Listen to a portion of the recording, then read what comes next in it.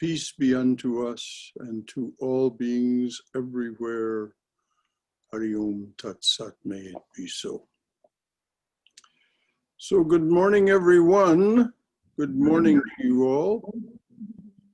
We are studying the very important talk that the Swami gave on karma and grace.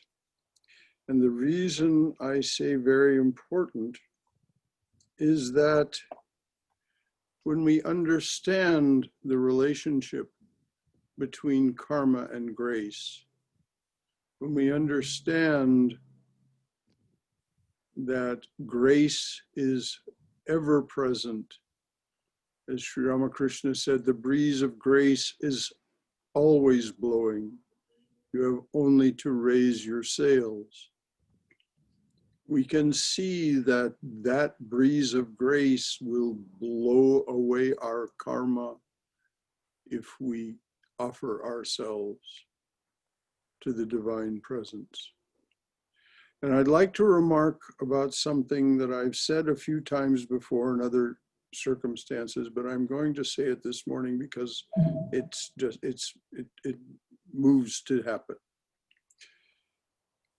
Swami Prabhavananda walked pretty much every morning, and a number of devotees would come with him, not only for the blessing of being on his walk, but for the blessing that he would offer at the end of the walk, when each of us would receive this kind of blessing with his 3 fingers of his right hand. This particular morning was a Monday morning, and a talk had been given on Mother the day before. As the Swami was nearing his room, a woman who was a bit late for the walk, but not for the blessing, received another blessing, and as we all did. She came rushing up behind the group and began to praise the Swami for the talk that was given the day before. Oh, Swami, this was such a wonderful talk. She was effusive by nature. Everyone knew her, everyone loved her. And she was, but the Swami stopped after she'd said 2 or 3 sentences. He stopped and he banged down his cane and he said, "Who spoke?" She fumbled, "Who spoke? Who spoke?" Banging down his cane. "Who spoke?" Finally, she said, "Mother, Swami, Mother. Mother spoke." And he banged down his cane again and said, "That's right," and walked on. We can think of this as a truth that is applicable to each of the talks that he gave. It was the divine presence that spoke. He really meant and believed that. Believed it from his knowledge. Believed it from his empirical experience. So there's no ifs, ands, or buts. When we are hearing the Swami speak, as far as he was concerned, we are hearing the divine presence speaking to us through him. So I wanted to preface this talk, the rest of this talk that we'll study this morning, with that. Hear this in that context. So we start with the question, we're midway through the talk. Now, where does karma attach itself? A question we all ask ourselves, don't we? Where does karma, how does karma work with me? Where does it attach itself? Let us try to find that out first. The Atman within, the indwelling God, is Satchit and Ananda, eternal life, pure consciousness and abiding love and infinite bliss. Its intrinsic nature is free. It is never bound. You are never bound, but you are dreaming this dream. Why? Because you identify yourself with body, mind, senses, and sense organs. The first begotten son of ignorance is the sense of ego. I am this body. I weigh so many pounds. I have to diet. Something arises,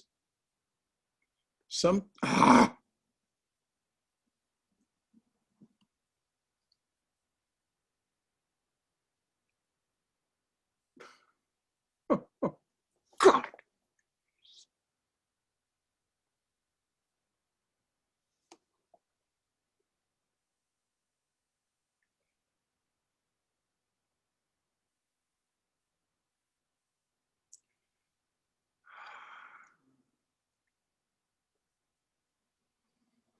I'm sorry, this is just maddening, but here it is. I'm lost at this point.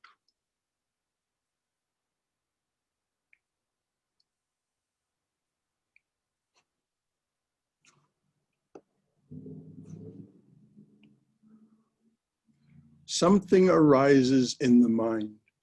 Oh, I am happy, or my mind is restless, or I feel so lazy. We assign the attributes of the coverings of the Atman to the Atman. Now, this is absolutely critically important that we get this point. This is what we're doing when we say, I this, I am that, I am the other thing. We're assigning the attributes that attach themselves to the body, mind, senses, to our true I, which is the Atman. We assign the attributes of the coverings of the Atman to the Atman. This is how we think and speak. How do we get out of this? Sri Krishna points out in the Gita, freedom from activity is never achieved by abstaining from action. In fact, nobody can even rest from the activity for a moment. Thoughts arise, that is activity. All are helplessly forced to act by the three gunas. Let's bear this in mind. It is the gunas who are causing the action. Krishna says this very clearly in chapter 3. All are helplessly forced to act by the three gunas, sattva, rajas, and tamas. We are bound by them.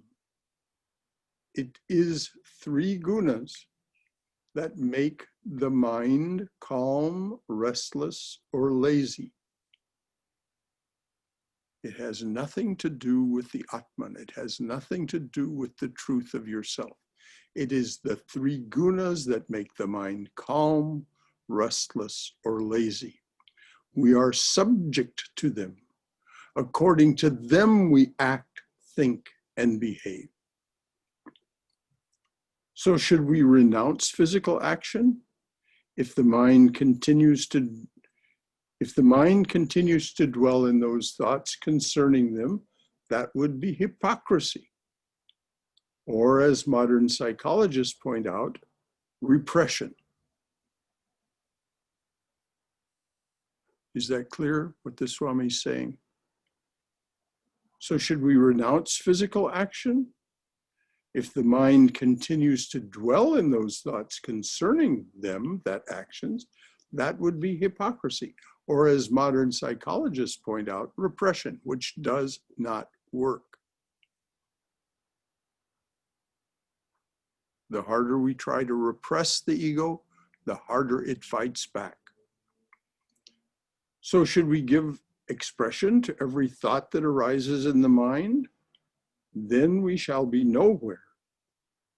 Does that then mean that we should not look at objects of the senses, keep away from them, go into a cave in the Himalayas or the Gobi Desert? No. We have to be able to move among the objects of the senses without being attached to them or having aversion to them. Let's be clear about attachment and aversion. They're just two sides of the same coin. We like it, we dislike it. This, that, or the other thing. It's the same impulse in us that is liking or disliking. And so we have to just look at that as it arises. We have to be able to move among the objects of the senses without being attached to them or having aversion to them. Attachment and aversion are the causes of bondage to the law of karma. Attachment and aversion are the causes of bondage to the law of karma. So this is the answer to the question that started this morning's reading. Where does karma attach itself? It attaches itself to our mind and the other sheaths of the body through attachment and aversion. And each of the sheaths of the body has its own forms of attachment and aversion. Food body, clear. Energy body, a little less clear. Oh, I like to exercise. I don't like to exercise. That's the energy body. The mind body, oh my God, how many things we see, hear, that come to the mind. And we, oh, I like that, or I don't like that. Christ's shortest teaching, as expressed in the Gospel of Thomas, is be passers-by. Be passers-by.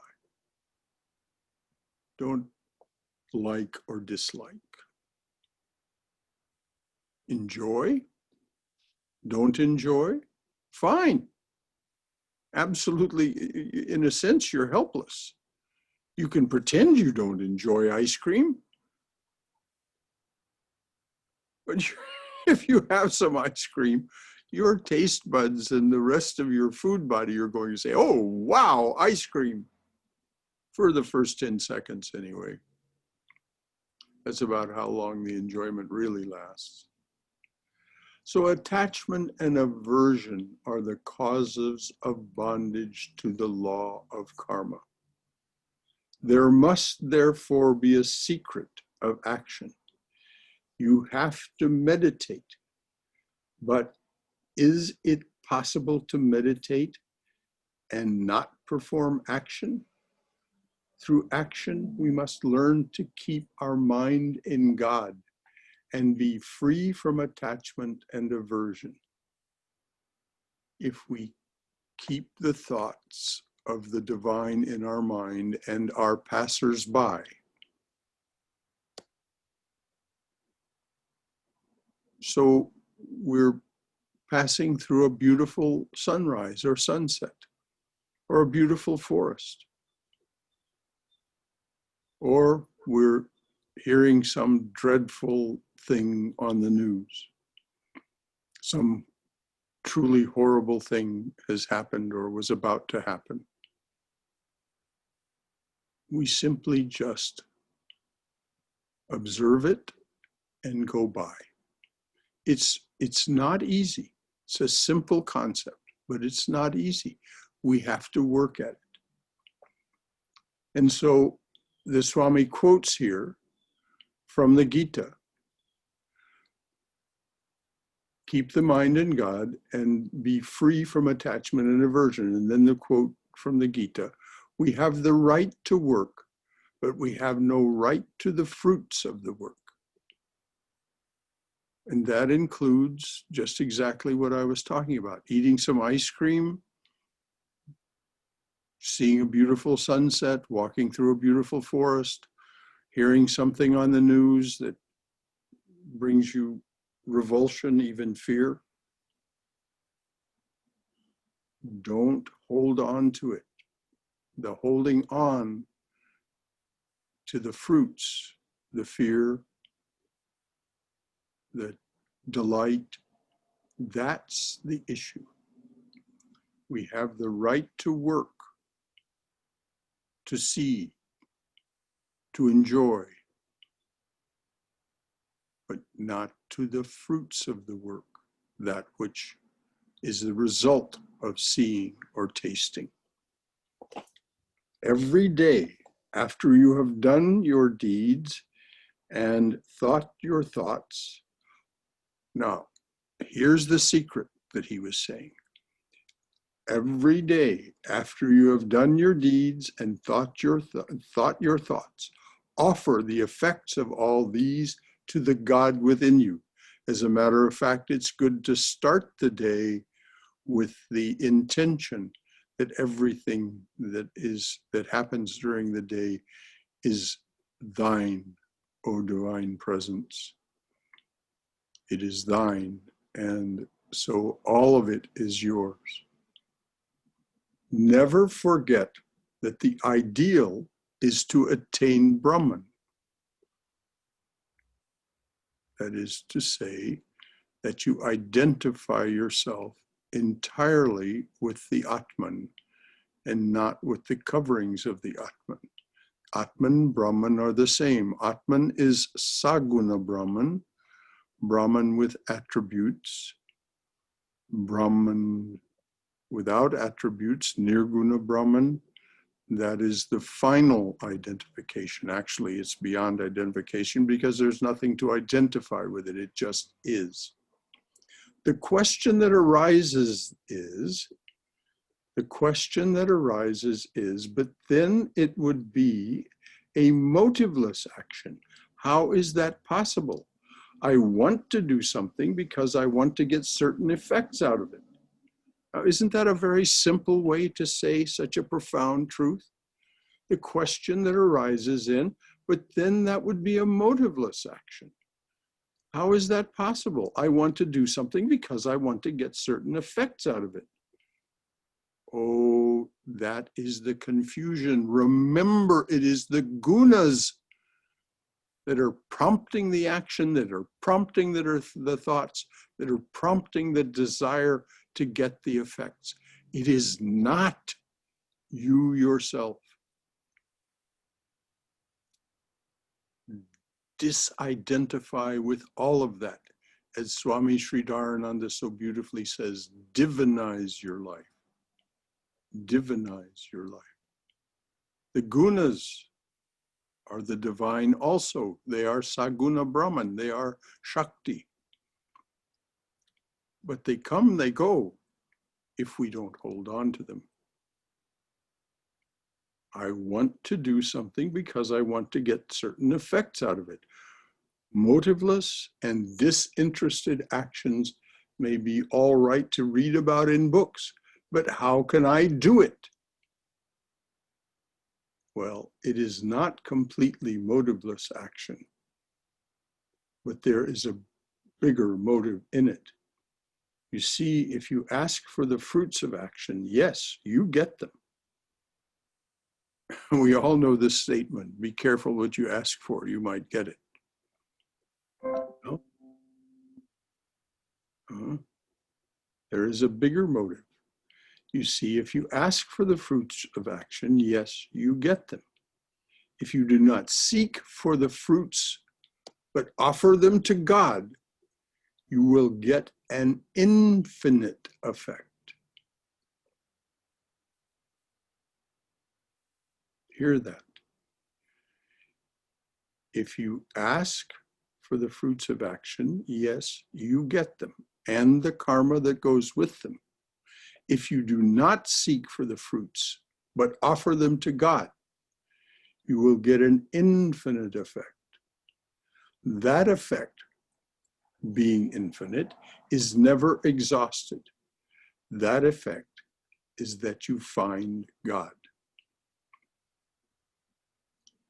I often tell people, look, if I had to rob anything, I would rob a bank. If you desire anything, desire the supreme, the highest.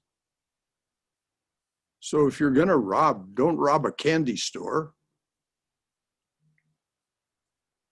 Rob a bank.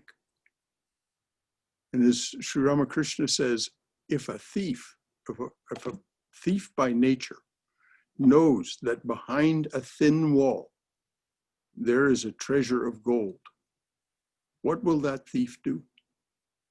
That thief will wait till it's quiet at night and everyone's asleep, and it'll find a way to get through that wall and get that treasure. Now, there are a couple of secrets here. In the quiet.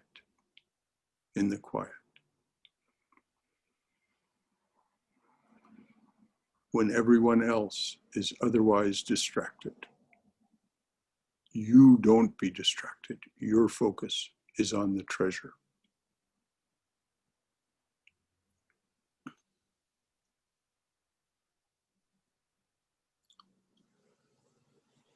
Then everything is fulfilled. In the Gita we read, perform every action with your heart fixed on God. Now, is that an easy thing to do? No. It's not our habit. Our habit is to be fixed on the things of the five sheaths. If we divinize the five sheaths, if we say these two are the product of the divine, and whatever arises is in them is a product of the gunas, and I do not have to be attached to it. I can witness it, I can enjoy it, or I can say, that's very fearsome, but be a passerby, then everything's fine. Perform every action with your heart fixed on God. Notice he doesn't say your mind, your heart fixed on God. To unite the heart with Brahman and then to act, that is the secret of motiveless action. In the Gita we read, perform every action with your heart fixed on God. To unite the heart with Brahman and then to act, that is the secret of motiveless action. And the heart and the Atman are just that far apart. No separation. They're just seem to be two things. They're really not. But even if you see them as two things, the heart and the Atman, they're like that. They're not like that. The mind and the Atman are like that. The heart and the Atman are like that. Perform every action with your heart fixed on God.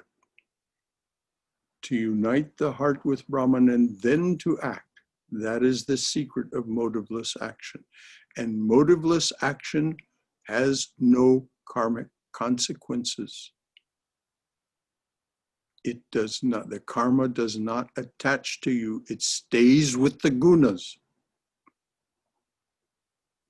And the secret of that is to surrender yourself to God.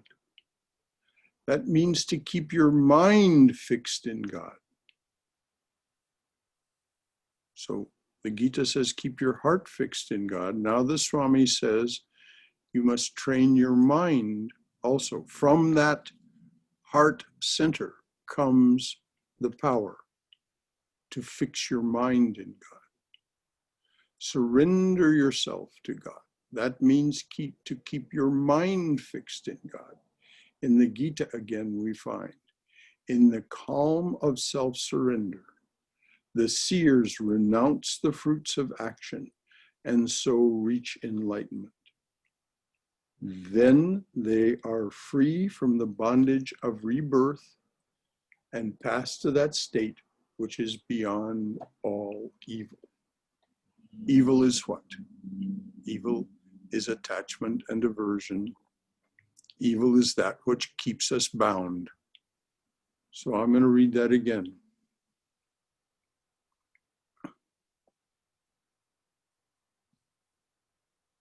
And the secret of motiveless action is to surrender yourself to God.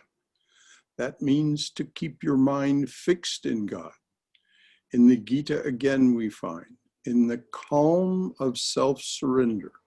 And this is the calm, the contentment that comes from the practice of karma yoga, which is what the Swami is talking about here. The surrendering of and offering of yourself and all that occurs to this action and experience. You offer that. When you do, there is contentment and calm. In the calm of self-surrender, the seers renounce the fruits of action and so reach enlightenment. Can you reach enlightenment? Each of you who's here on the screen? Yes, yes, without any question. There is absolutely no question. Sri Ramakrishna says, and he's not speaking as the personality Sri Ramakrishna, Gadai, the boy that was born in Kamarpukur. He's speaking as the divine presence itself. Practice just a little and someone will come forward to help you. How great was thy sacrifice, speaking of the divine presence.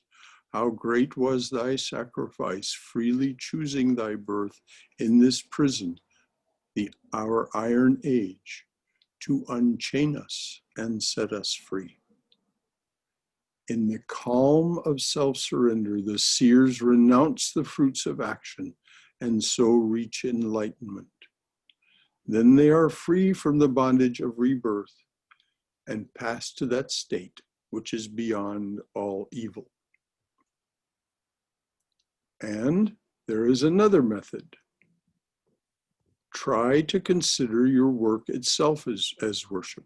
And this is such a potent instruction for the householder who is still working. If you go to work and you say to yourself, all right, I believe the divine presence is here. If I believe the divine presence is here, then the divine presence must also be in everything and everyone, but most particularly everyone, every being that I work with and serve. And so if you begin to do your work with the attitude that I'm doing this as a form of worship of the divine presence in those people that I work with, that I serve, it is transformative. And I'm not speaking out of theoretical knowledge here. This is the way that I worked for the last at least 15 years of my working career. So if you want to talk to me about the practicalities of it, I'll be glad to talk to any one of you about just exactly how that worked for me. That doesn't mean that's how you should do it. Each of us is unique, but at least you will have the particulars if you want them.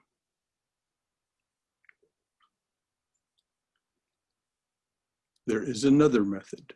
Try to consider your work itself as worship.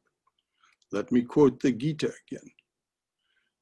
The world is imprisoned by its own activity. The world, that is, every being, animate and inanimate in the world, The world is imprisoned by its own activity, except when actions are performed as worship of God. Therefore, you must perform every action sacramentally and be free from all attachment to results. This secret of worshiping God through action is this: whatever the gift you give to another, whatever you vow to the work of the Spirit, lay these also as offerings before me. You ritualistically offer a flower to the Lord. Now make work a flower that you offer to the Lord. Do you hear this? You ritualistically offer a flower to the Lord. Now make your work a flower that you offer to the Lord. When you cook, cook for the Lord. When you keep house for the Lord, because he dwells there. When you nurse the baby, consider you are feeding baby Krishna or baby Christ.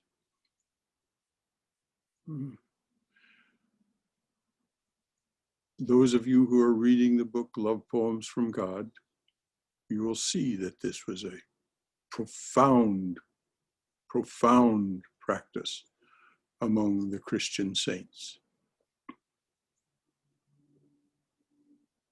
When you nurse the baby, consider you are feeding baby Krishna or baby Christ.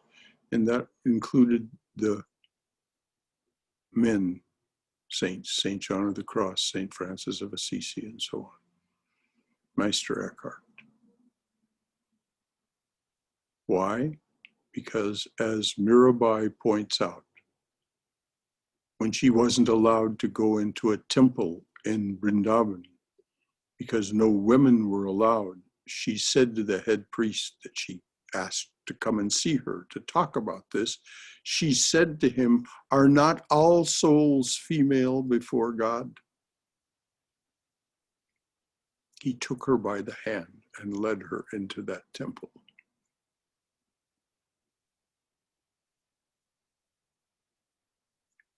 And learn to see God in every action.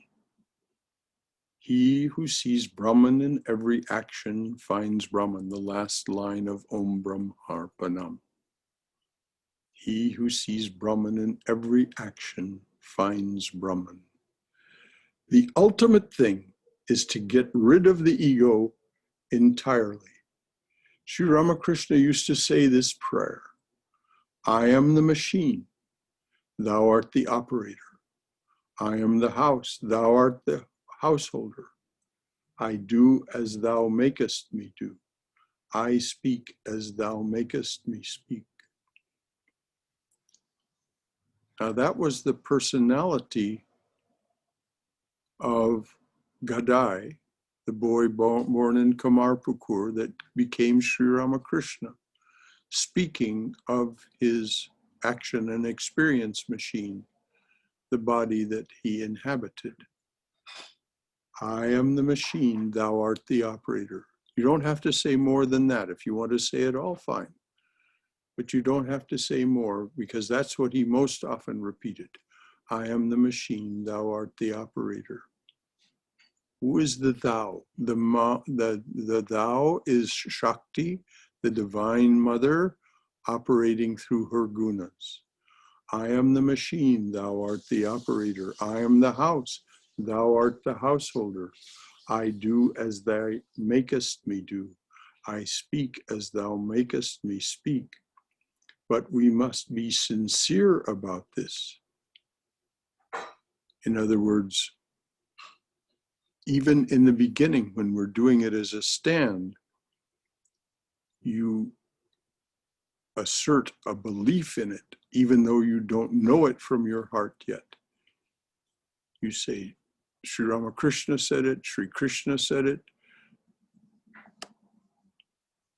I'm going to take the stand that this is a truth, so I'm going to say, I am the machine, thou art the operator. Then you're not being hypocritical. Ultimately, you come to feel it. You literally come to feel it. but we must be sincere about this. I once asked Swami Turiyananda what religion is. He answered, to make the lips and the heart the same.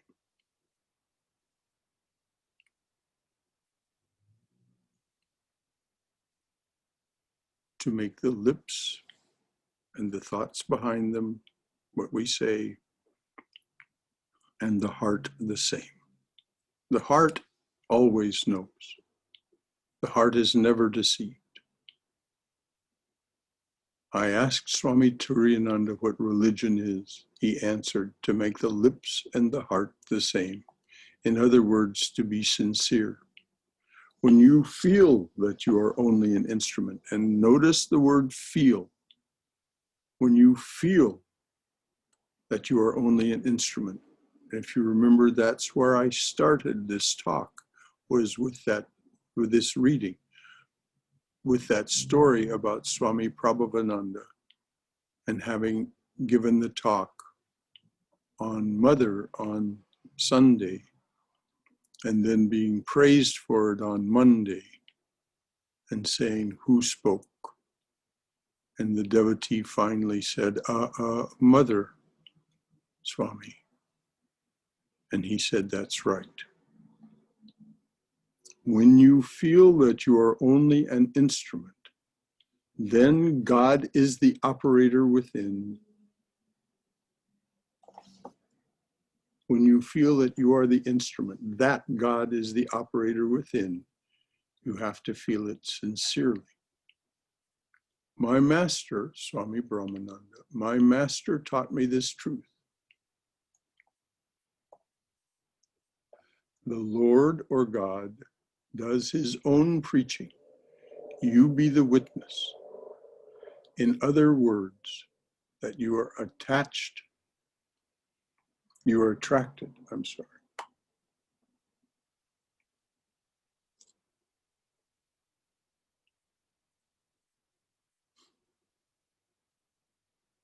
In other words, that you are attracted to think of God is not your doing. God attracted you. What did Jesus say? Ye have not chosen me. I have chosen you.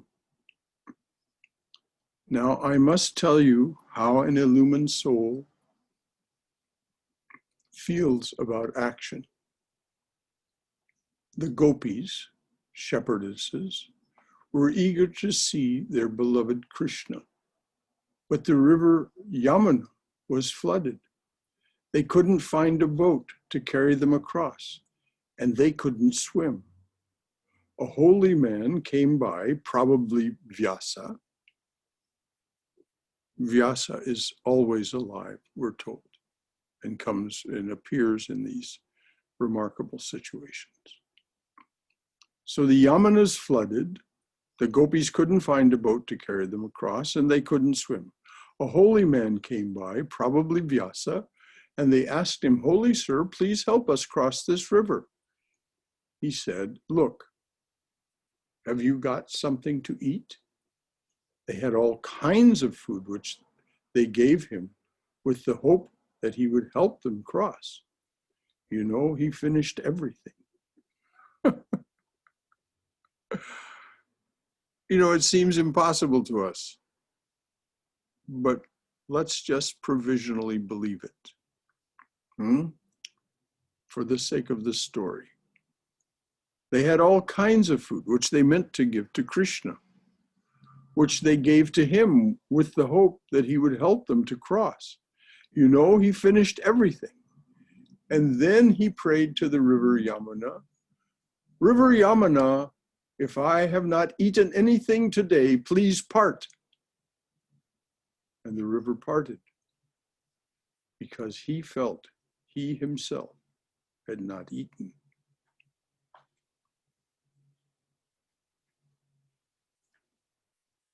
The river parted and the gopis crossed. That is what an illumined soul feels. The Gita explains this. The illumined soul, whose heart is Brahman's heart, thinks always, I am doing nothing, no matter what he sees, hears, touches, smells, whether he is moving, sleeping, breathing, speaking, or opening his eyes or closing his eyes. Thus he knows always, I am not seeing, I am not hearing. It is the senses that see and hear and touch the things of the senses. And he knows that he is not the senses, but is beyond the senses. He is the Atman. So that's what Vyasa meant when he said, if I have not eaten anything, then part.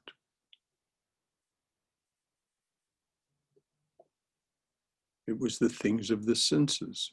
It was the koshas, the sheaths of the body that had eaten. Not the indweller, not the Atman.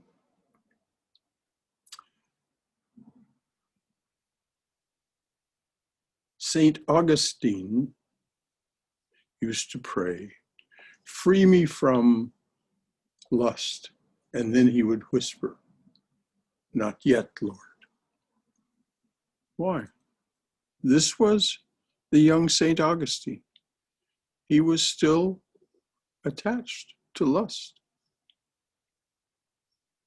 And he confesses it. In the Confessions of Saint Augustine, he confesses this.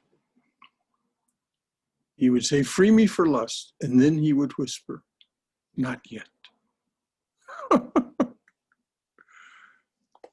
Lips and the heart, the same.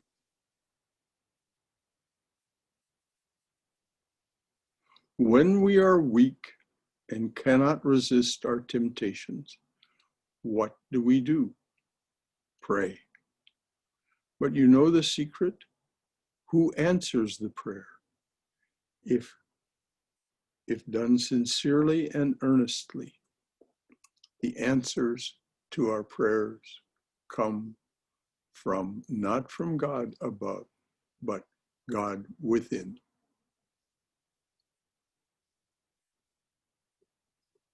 It is the Atman that is the master.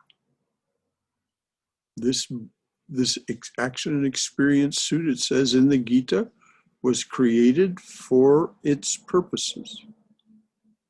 And it, by its experiencing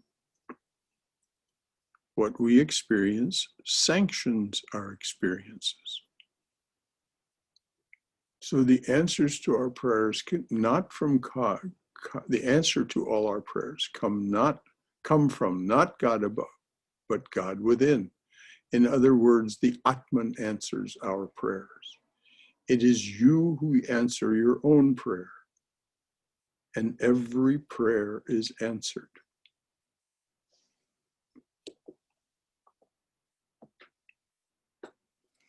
Okay, just a little bit more and then we'll stop for questions.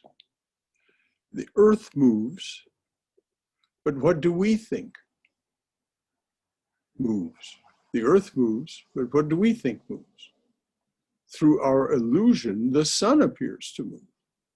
Or clouds are in the sky and we think through illusion that the sun is coming out of the clouds. But it is the clouds that are moving. What is born and what dies? What is reborn again? Nature, mind, matter. The Atman is where it has always been. Witnessing.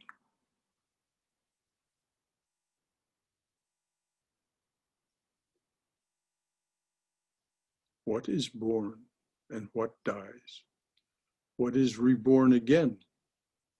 Nature, mind, matter. The products of the gunas. These are all the products of the gunas. The Atman is where it has always been, witnessing. Through illusion, we are deluded by identifying ourselves with the mind, senses, body, and sense organs. We think we are born and we die, but no, we are in God, all the time. We are free, immortal, pure all the time.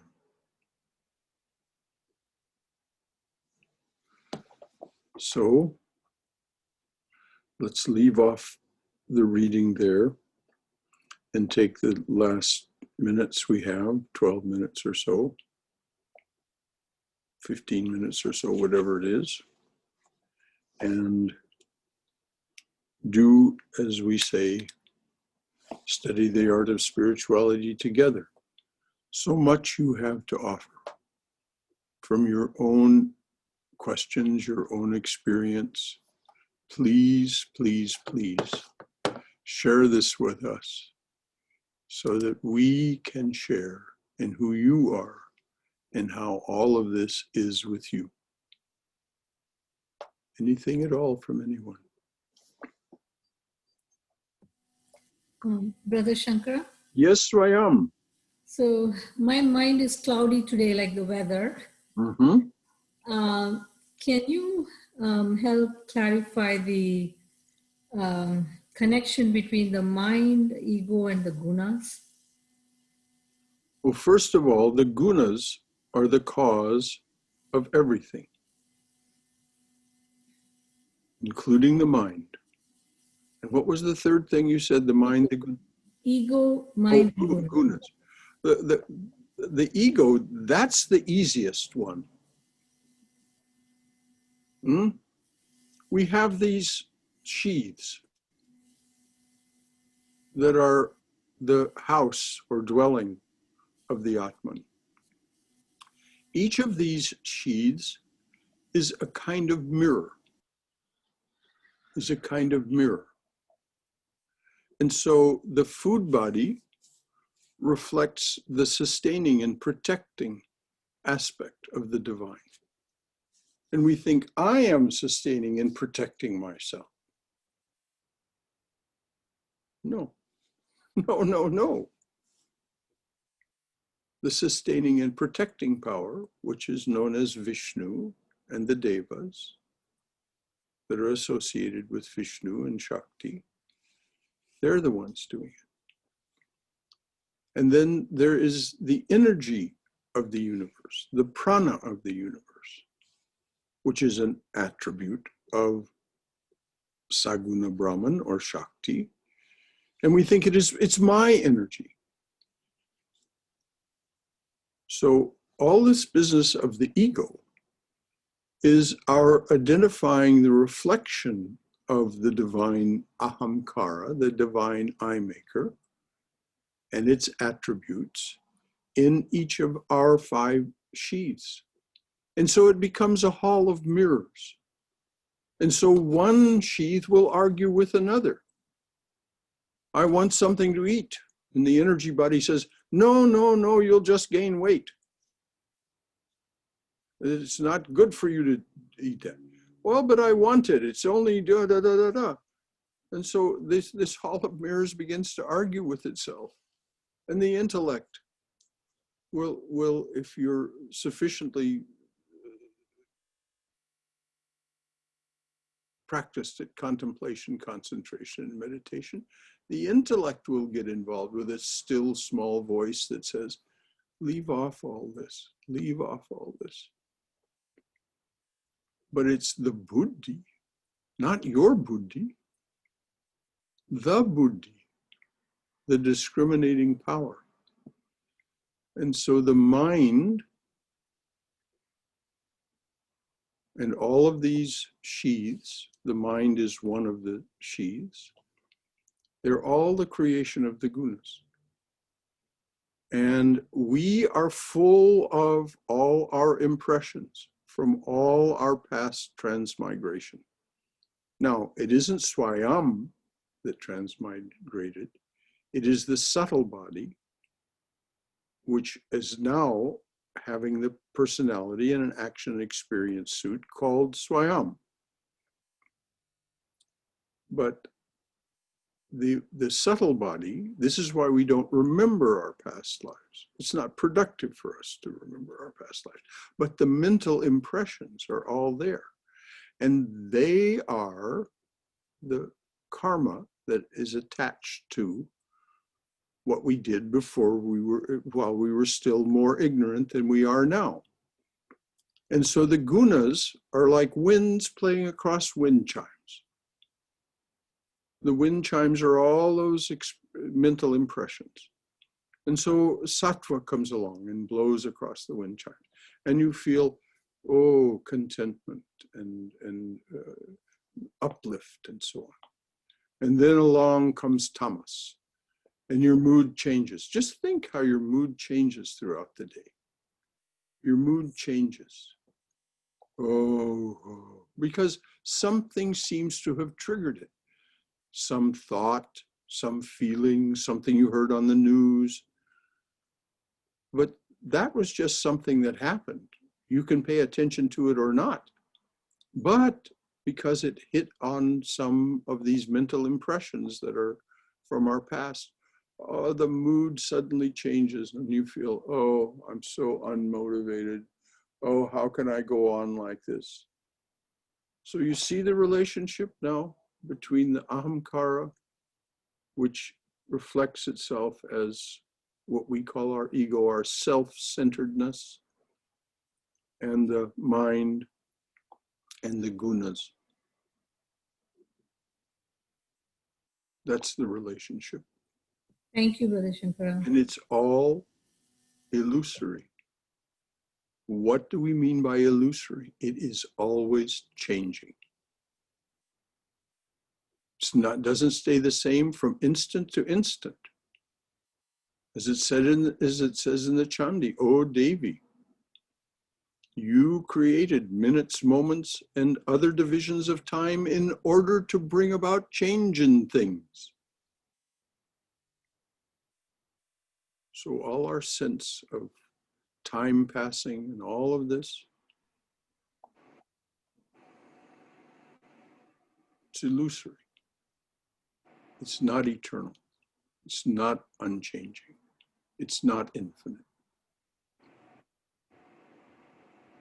And so it is illusory in that sense. It isn't that it's strictly unreal.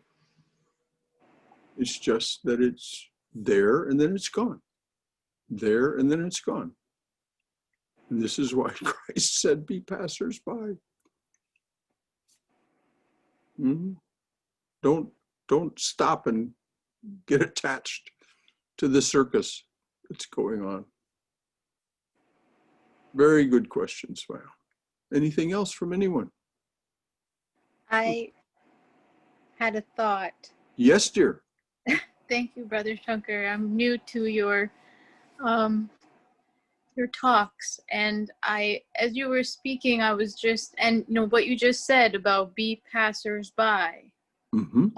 And I just think so much about how Sri Ramakrishna embodied Christ and how he took on the sins and suffering of others in his life. Yes. And, you know, we don't think of Vivekananda as kind of his apostles like we do, you know, John and Thomas. And I mean, he had all of his disciples were like that. And when I read about I read their testimonies of him, I think of the Bible. Yes.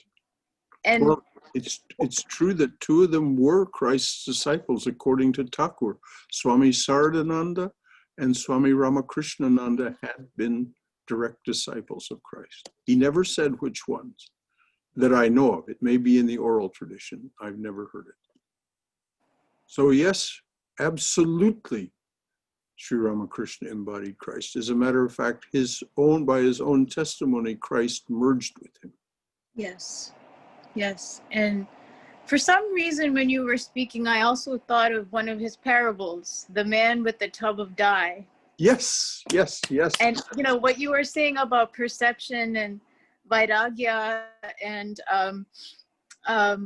illusion, Maya, Mahamaya. But then, Sri Ramakrishna says we must also recognize the real as well as the unreal. Mm-hmm. And in the tub of dye parable, a man is dyeing the cloth the color that everyone is asking him to dye Mm-hmm.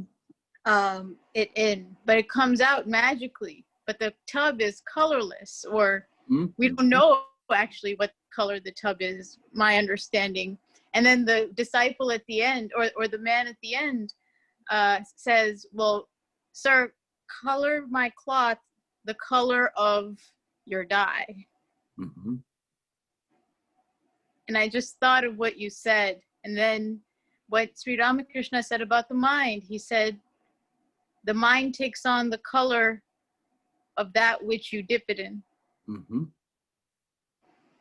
And it was just, Which is what? Attachment or aversion? exactly. So if we don't dip it, if we just let it witness, we are that. We are the witness. The witness is the face of the Atman.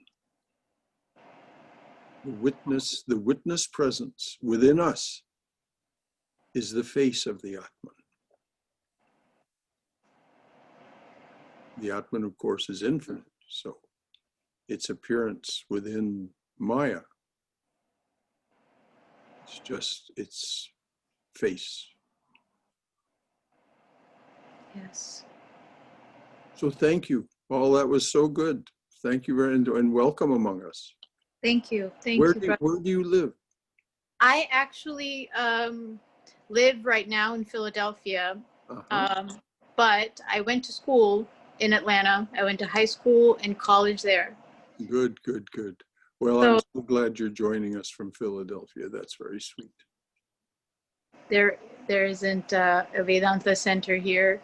No, I know there's one in Pittsburgh, but not one in Philadelphia. And I know they're not that close together. And there's one up in New York. Oh yes, oh yes. Two of them in New York City, and another in Ridgely. Subscribe if you aren't already a subscriber. Go on our website, subscribe to our newsletter, and you'll know everything that's going on. And thank you. Brother Shankara. Anyone else? Brother Shankara, this is Haima. Yes, Haima. When you were reading Atman Answers the Prayers, I truly experience that. When I do my meditations, all questions are answered through the prayer, definitely. And experts say, spiritual experts said in somewhere I read it, when there is a conflict between mind and heart, go with the heart. That's what Vivekananda said. Oh yeah, I think that's Vivekananda. I forgot who said that. Yeah. In the past, when I went with the mind, I paid my price. I paid my price for that. Yes. And I realized through meditation why I did what I did. And then it reverses the effects. When self-realization really brings you back to the heart, and then you follow with your heart, and then you did the right thing. Then you realize, yes, I went with the mind and I paid the price. It is the wrong thing to do. And I've experienced it several times that, and it's gotten better. So then start following your heart. As Holy Mother said, yes. When you practice, Yes. when you practice, destiny herself strikes from the book of record what is written there about you. Definitely. So definitely. your karma 100%. is stricken from the book of record. Yes. And just to be clear, the disciple who asked Mother the question that prompted that response said, "You mean nothing will happen?"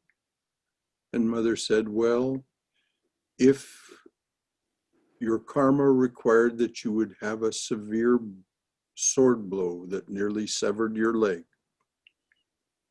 That won't happen. And the devotee says, but so nothing will happen? And mother said, well, something must happen. You will receive a pinprick. Definitely. I agree with you. Why? Because you no longer need the lesson That's that the sword blow would have communicated to you. right. Karma and grace. Hmm? Yes, The grace comes from where? Right here. exactly. It's our inner God, It is the Atman. God inside, Atman. That's true. Thank you so much. It's a wonderful, wonderful chapters in this. Isn't it? Isn't it? Oh, this is why I said what I said at the beginning. It's The so Swami would say, I am the machine, the divine is the operator. I am the speaker, the divine is I am the spokesperson, the divine is the speaker. truly. If anybody has a question about God, this is the right book, Brother Shankara. Well, that's why it's called Realizing God. God is the It's just for those of you who don't know, who are new to it. oh, It is a collection of Swami Prabhavananda's talks from 1938 to 1976. He would give many of the same talks from year to year. And one of his disciples recently passed away. Her name was Nalini, Edith Tipple. mhm. Uh, she was the Swami's disciple from the 1950s. And she collected every transcript of each of the talks that she could find that he had given from 1938 to 1976. And she took the best from each iteration of that talk. And that's what we have here. And if you look in the text, you'll see sometimes there'll be a parenthetical 126. And there's a number in the index of talks at the back that tells you what talk that was and when it was given. She was such a wonderful devotee and such a dear friend.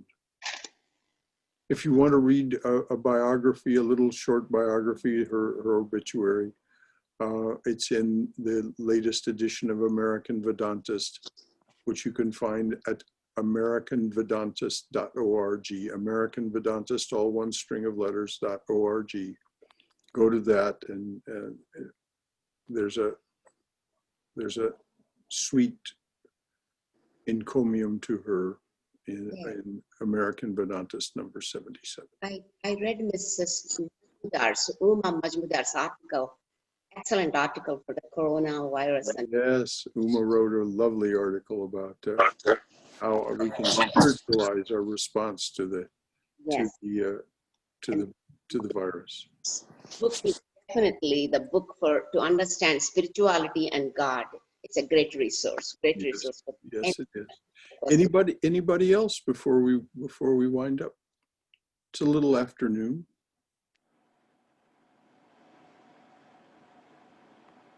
Okay. Well,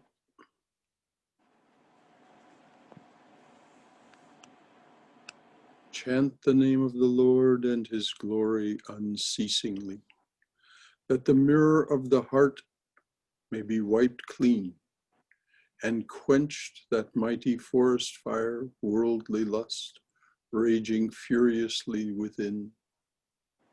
O name, stream down in moonlight on the lotus heart, opening its cup to knowledge of thyself. O self, drowned deep in the waves of his bliss, chanting his name continually, tasting his nectar at every step, bathing in his name, that bath for weary souls. Om Shanti Shanti Shanti. Peace, peace, peace be unto us and to all beings everywhere. Hari Om Tat Sat. That I just quoted to you was the opening of Chaitanya's prayer. One of the most beautiful. If you want a copy of it, just email me. I'll be happy to send you a copy. It's recited virtually every morning at the Vedanta centers associated with the Vedanta Society of Southern California and some others. So, until tomorrow morning, those of you who wish to join us tomorrow morning, the talk is Your Spark of Reverence. It's about karma yoga exactly in the context that the Swami was talking about here, from the point of view of reverence, from the point of view of reverence. So, until tomorrow morning. And then, of course, on Monday evening, we have our reading and discussion group at 8 in the evening for the book Love Poems from God. Tuesday, we have a talk, a reading of the life of Holy Mother, or the life of Holy Mother as related to us by Swami Chittarananda. And then on Wednesday, we've just started studying Swami Vivekananda's Jnana Yoga, which then brings us back to Saturday, which is where we are today. And there will be Durga Puja. The Durga Puja will be done here. It'll be streamed online on Saturday, the 24th of October from 11 a.m. to noon. And anybody who would like to sing during that puja, please email me, because we would like to have singers. And Aditya Chaturvedi, a very skilled pujari, will be our pujari for that Durga Puja. And but he very much appreciates people contributing songs. So anyone who'd like to sing, please email me and let me know. All right, dears. Thank you, Brother Shankara. Thank you, Brother Shankara. Thank you, Brother. You're most welcome, all of you. And I hope you know what a joy this is for me. Jai Shri Guru Maharaj Ji Ki Jai, Durga Durga Durga. Go in Mother's loving and protective embrace. That is our salutation in ordinary days, offered at the parking lot as people are leaving, but now offered this way. So go in Mother's loving and protective embrace. May you be healthy and cheerful in this dreadful time.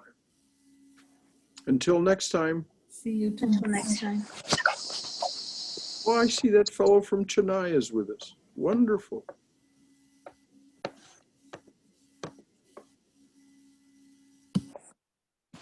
Goodbye, everyone.